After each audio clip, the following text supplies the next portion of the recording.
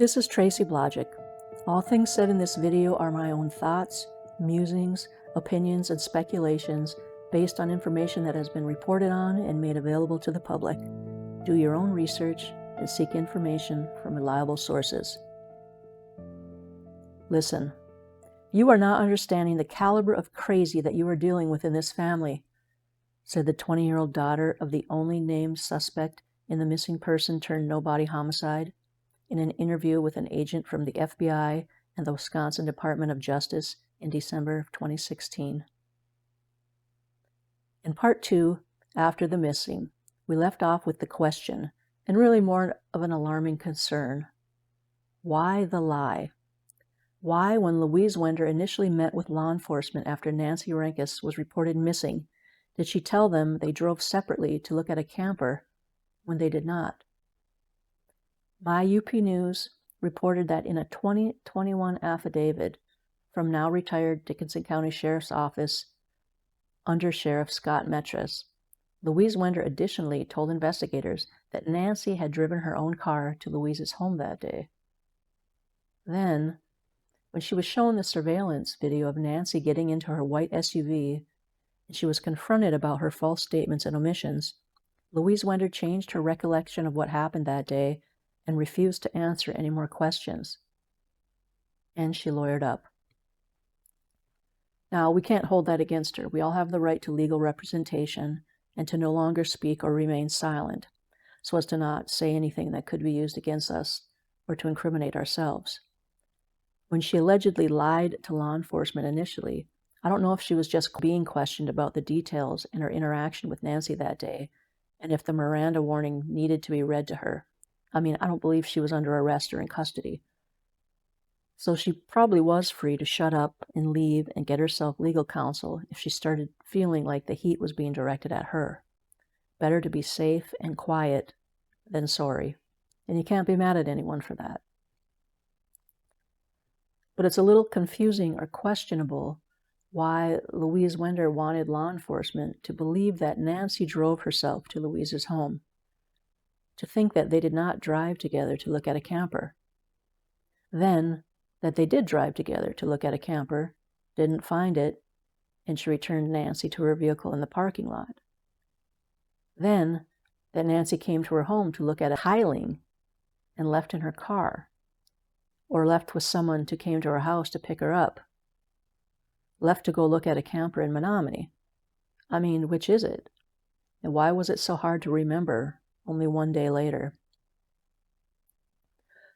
Was it just an accident that of the 12 text messages and 4 phone calls exchanged between Nancy and Louise that morning and early afternoon, the text message Nancy sent Louise telling her she had arrived at the parking lot of Louise's workplace, where apparently they had agreed to meet, was deleted from Louise's cell phone? The one message that denoted a time of arrival and the location they were meeting outside of Louise's work? I don't know.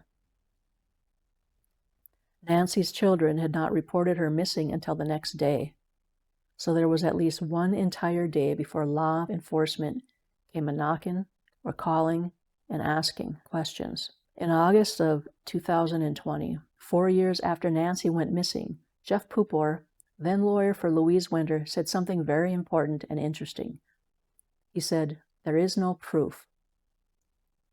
Well, what he said is, there is absolutely no proof in this case that Louise did anything wrong. But I thought that it was wrong, or actually unlawful, to lie to law enforcement when being questioned about a crime. And I looked it up and I found in the Michigan Penal Code, Michigan Compiled Law, or MCL, Section 750.479C, which states that it is unlawful to intentionally give false information when talking to law enforcement figures.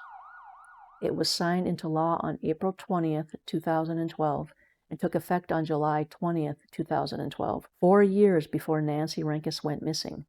Now, what and who this law is referring to, according to what it says, is a person informed of criminal investigation by peace officer, prohibited conduct, violation, penalty, exception, and definitions. So this is an explanation of this law. First part, it says, except as provided in this section, A person who is informed by a peace officer that he or she is conducting a criminal investigation shall not do any of the following. They shall not, by any trick, scheme, or device, knowingly and willfully conceal from the peace officer any material fact relating to the criminal investigation.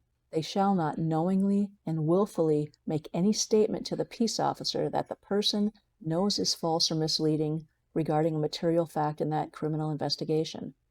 And they shall not knowingly and willfully issue or otherwise provide any writing or document to the peace officer that the person knows is false or misleading regarding a material fact in that criminal investigation. Now, the law says that if any person is informed by a peace officer, now, if you, like me, are wondering what exactly is a peace officer, the law is clear about that. And I didn't know there were that many different positions that were considered peace officers. But a peace officer is considered a sheriff or a deputy sheriff of a county, an officer of the police department of a city, village, township, a marshal of a city, a constable, an officer of the Michigan State Police, a conservation officer, a security employee employed by the state, a motor carrier officer, and then there's a whole list of them: a police officer, a public safety officer at a community college, park and recreation officer, a state forest officer, an investigator of the State Department of Attorney General, an agent of the State Department of Human Services, of the Office of Inspector General, and a sergeant at arms or assistant sergeant at arms. So for our purposes in this case, the main ones that were involved would be the sheriff, I imagine, the police department, and officer of the state police, and then at some point the FBI as well. So I'm wondering why she was never charged with that. Is it because at the time she spoke to law enforcement, there was no defined crime that could be named for certain, and so she was not being questioned in regard to a crime?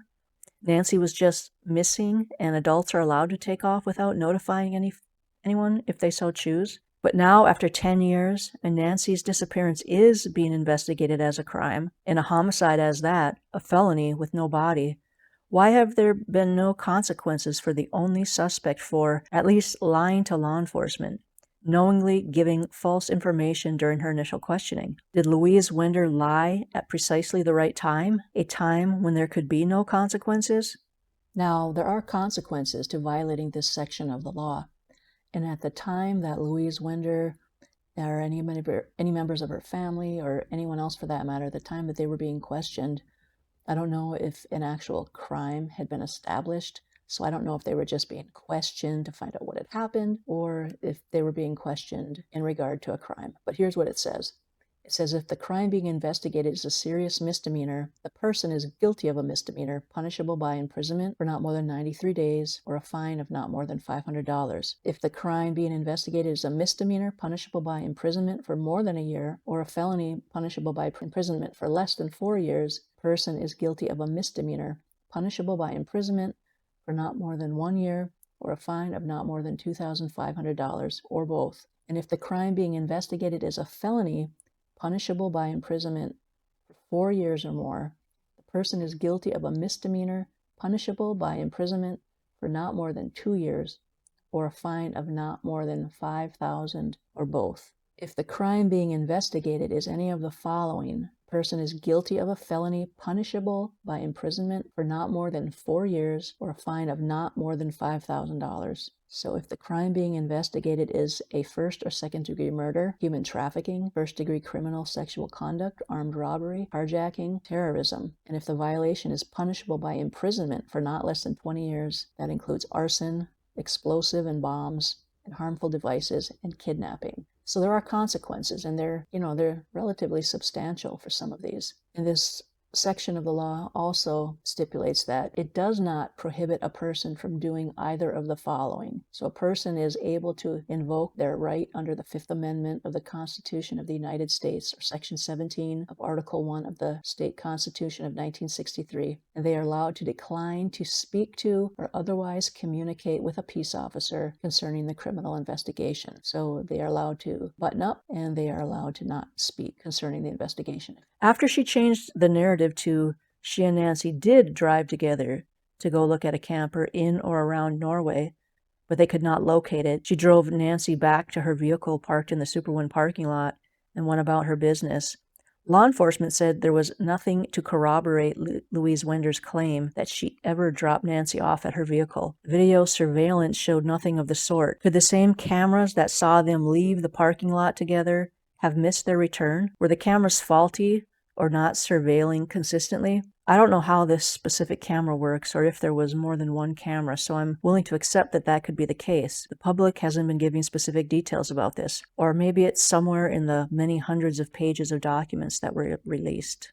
So here's where things get more convoluted. Law enforcement documents revealed that Louise Wender's 20-year-old daughter, when questioned by law enforcement the day after Nancy went missing, July 19, 2016, said that she was poolside with a family friend that afternoon when her mother arrived home at around 1:30 p.m., followed a little later by her aunt, Nancy Renkas, in a separate beige vehicle. They claimed Nancy was stopping by to look at some tile or tiling at the home. Nancy wasn't there long and left in her own vehicle. So if Louise and Nancy were seen leaving the Super One parking lot together heading east on US 2 at 1:03 p.m., and like Louise said, heading to Norway to look at a camper, that's 8.7 miles and about a 13-minute drive one way. So driving straight there, turning around and driving back takes about 26 minutes. Now factor in an unknown number of minutes they spent actually looking for the camper, say very conservatively 4 minutes. That's 30 minutes total. So Louise could have dropped Nancy back at her car around 1:33 p.m. Surveillance cameras do not show this, but say it's true. It's about 5.4 miles and a 9-minute drive from Super One to Louise's house, taking the shortest route. And if Louise dropped Nancy and kept heading home, she could have gotten there around 1:42 p.m., and it would be a few minutes later if she drove the longer route home. In this other iteration of what happened the day Nancy went missing, Whitney said the family friend who was poolside with her left at 1:30 p.m. to go to the dentist. Her mom arrived home as the friend was leaving. Nancy arrived shortly after, driving separately. Whitney said Nancy spoke to Louise for a short time about the new tiling they had installed and left about 10 minutes later. Now, I was thinking we could give Whitney a little grace here in regard to the exact time her mom arrived home.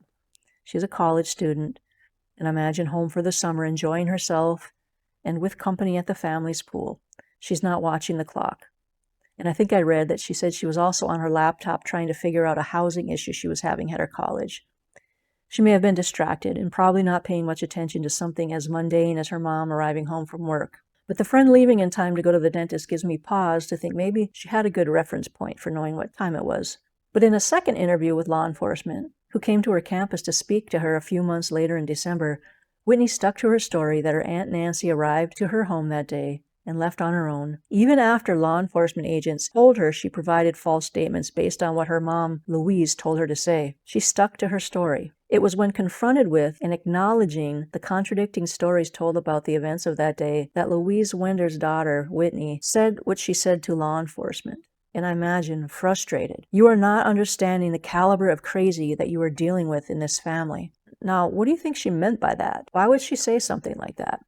And another interesting thing came from that same interview. Listen to what myupnews.com reported, and I'm going to just read it how it was written. Quote, "The agents also asked Whitney 2 questions that imply information that is seldom, if ever, corroborated elsewhere. Those questions suggest Louise punched out of work, traveled to Norway, and then returned to pick up Renkas, and that Renkas's phone may have turned off while she was with Louise. It is unclear what, if any, evidence led the agents to ask those questions." Unquote. And it could have just been a hunch that one of them had. But it does take me back to the reason for the 2024 search warrant on the 200-acre area and the Wender home and surrounding property. The reason was because the Wender home was believed by law enforcement to be the last known location of Nancy Renkas. And sadly, where we are now, 10 years later, I think that could mean last known location, living or not. If that is true, Nancy had to get there somehow. And with her vehicle not moving from where it was parked in the Super One parking lot, it seems likely that she was transported there somehow and by someone other than her own self. Released information noted statement of facts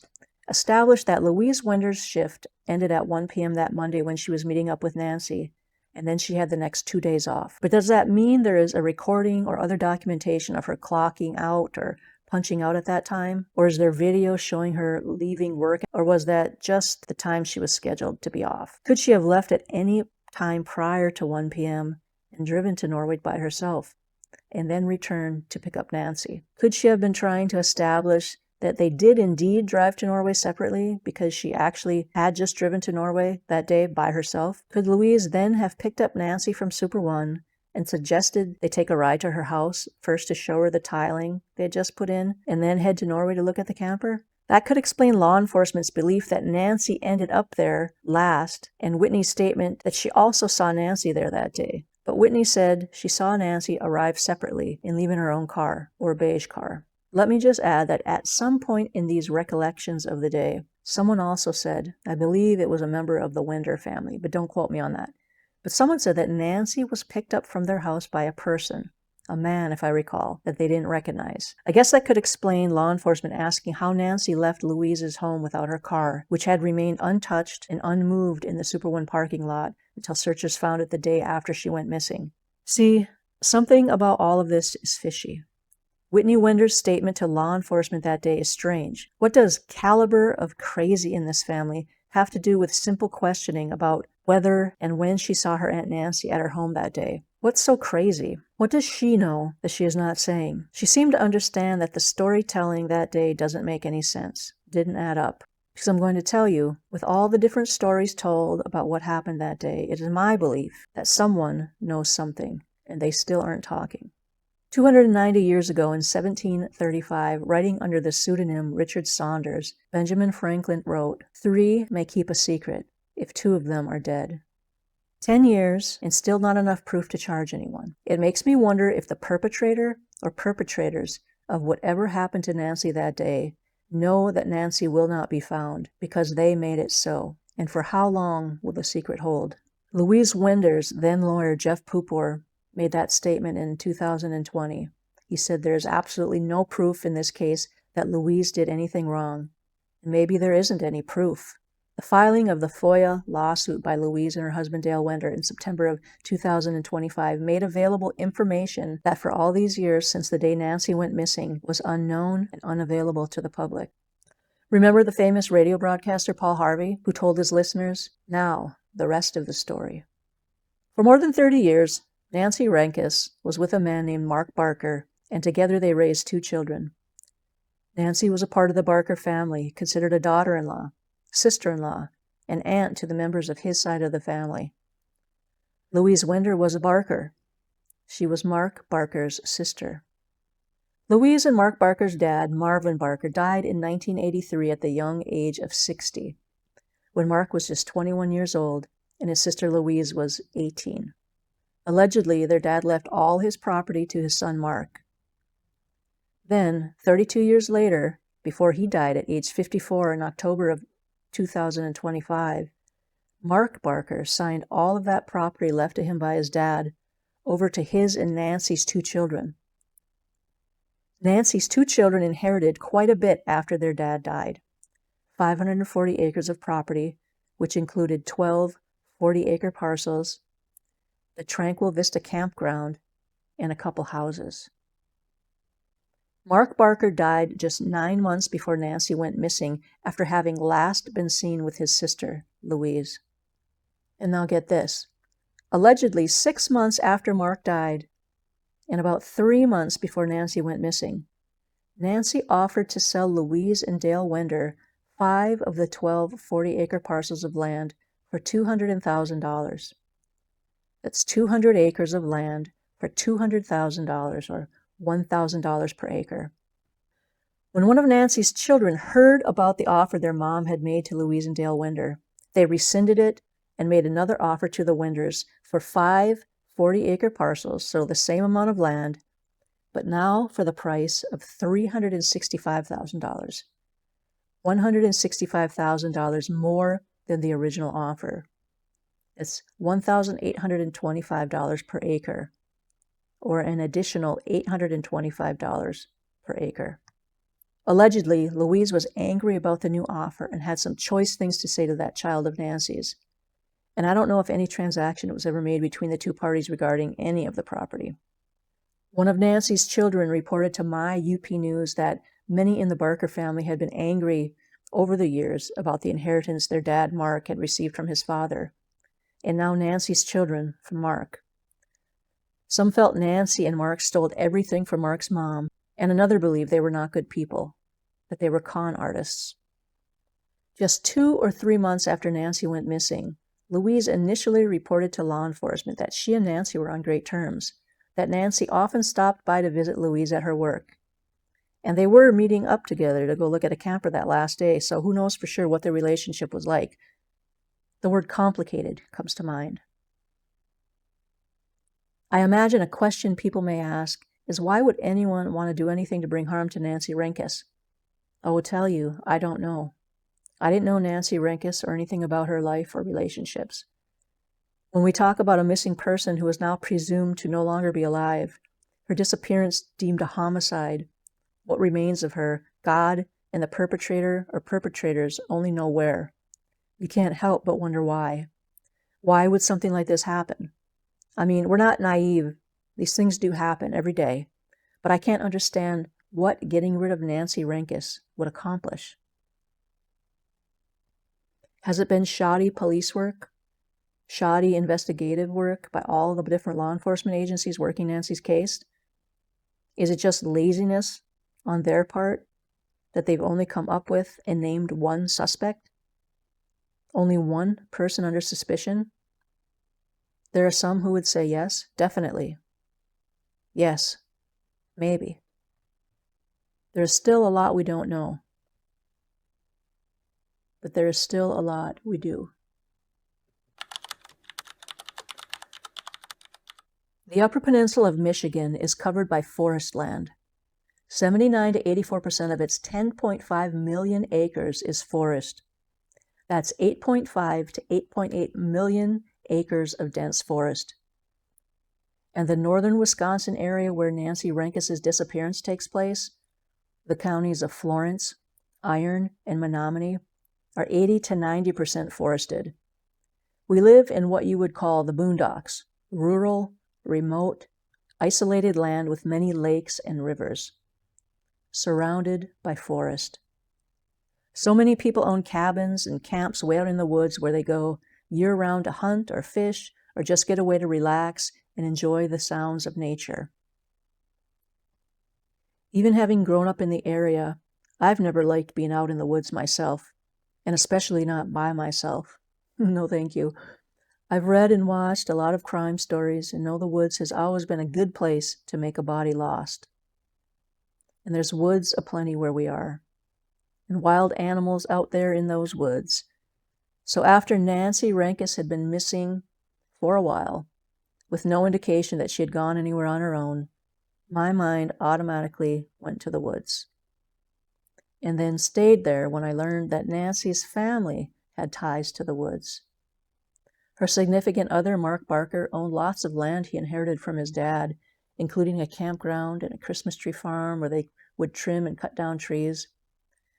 The Barker side had a lot of forested property, including property Dale and Louise Wender were interested in purchasing from Nancy's children after their dad, Louise's brother, died. And it is known to those in the area that Wender Logging, Inc. is a family business started by Dale Wender's dad in the 1950s. Louise's husband, Dale, is listed as a director. Their livelihoods involved wooded land and machinery to work in and on wooded land. It was in the minds of local law enforcement as well before that search warrant was executed on 200 acres of woodland around the Wender property in August of 2024, believing the Wender home or property to be the last known whereabouts of Nancy Renkas. Intensive searching was done using cadaver dogs, and digging was done in specific spots, but ultimately, nothing of forensic significance was ever found in the areas searched around the Wender property. It's not genius thinking on my part, living where we live, to think that if Nancy is ever going to be in any shape to be found, it could be in the woods somewhere, as we are surrounded by woods.